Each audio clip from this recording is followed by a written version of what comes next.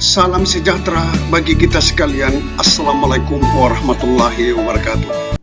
Menpan RB telah merilis surat edarannya tertanggal 25 Juli 2023. Hal, status, dan kedudukan ex-THK2 dan tenaga honorer ASN yang ditujukan kepada seluruh PPK, pejabat pembina kepegawaian, dalam hal ini Bupati, Gubernur, Wali Kota, Menteri, dan Kepala Kelembagaan se-Indonesia. Para teman-teman honorer perlu mengetahui, menyimak isi daripada surat edaran Menpan tersebut. Mari kita mulai. Secara utuh, inilah surat edaran Menpan RB. Ada 2 lembar surat tersebut. Yang perlu saya sampaikan kepada teman-teman honorer, ada 5 frasa penting dalam surat Menpan RB terbaru ini. Yang pertama adalah surat edaran Menpan tersebut terkait dengan status dan kedudukan ex-THK2 dan tenaga non-ASN. Intinya terkait dengan nasib THK2 dan non-ASN. Menpan menegaskan bahwa perhatian Menpan terhadap THK2 dan non-ASN sangat fokus.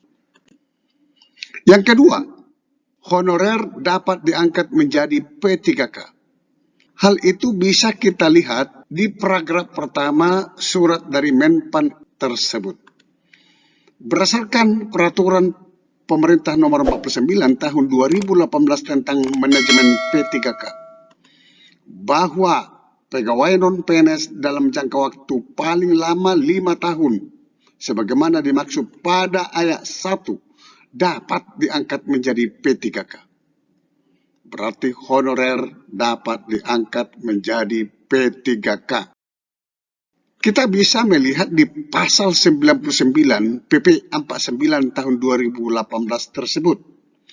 Ayat 2. Pegawai non-PNS dalam jangka waktu paling lama 5 tahun, sebagaimana dimaksud pada ayat 1, dapat diangkat menjadi P3K apabila memenuhi persyaratan sebagaimana diatur di dalam peraturan pemerintah ini. Peraturan pemerintah ini adalah PP 49 tahun 2018. Frasa yang ketiga, PPK diminta tetap menyediakan anggaran. PPK adalah kepala daerah, bupati, gubernur, wali kota, menteri, dan kepala kelembagaan. Menpan meminta agar tetap menyediakan gaji anggaran untuk para THK2 dan pegawai non-ASN di instansi pemerintah. Ini bisa kita lihat di paragraf kedua surat edaran Menpan tersebut pada poin A. PPK menghitung dan tetap mengalokasikan anggaran untuk pembiayaan tenaga non-ASN yang sudah terdaftar dalam pendataan tenaga non-ASN dalam basis data BKN. Poin A ini menyampaikan pesan kepada kita. Ada jaminan tenaga honorer, tidak akan ada PHK. Karena apa? Karena gajinya sudah disiapkan oleh kepala daerah ataupun pejabat pembina kepegawaian. Frasa 4. Pendapatan honorer tidak boleh berkurang. Hal ini bisa kita lihat pada paragraf kedua, poin B. Dalam mengalokasikan pembiayaan tenaga non-ASN dimaksud, pada prinsipnya tidak mengurangi pendapatan yang diterima oleh tenaga non-ASN selama ini. Ini berarti ada jaminan bagi tenaga honorer bahwa gajinya tidak akan berkurang dari yang selama ini diterima. Contoh, kalau selama ini gajinya 3 juta per bulan, maka sesudah 28 November 2023 tetap gajinya 3 juta per bulan. Ini yang dimaksud oleh surat edaran Menpan ini.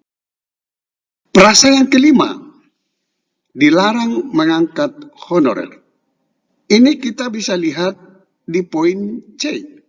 PPK dan pejabat lain, maksudnya PPK kepala daerah, Pejabat lain bisa saja kepala-kepala dinas dilarang mengangkat pegawai non-ASN, non-PNS, dan atau non-P3K untuk mengisi jabatan ASN atau tenaga non-ASN lainnya. Ini berarti tidak ada penambahan honorer, tidak ada pengangkatan honorer, walaupun gajinya bukan dari APBD.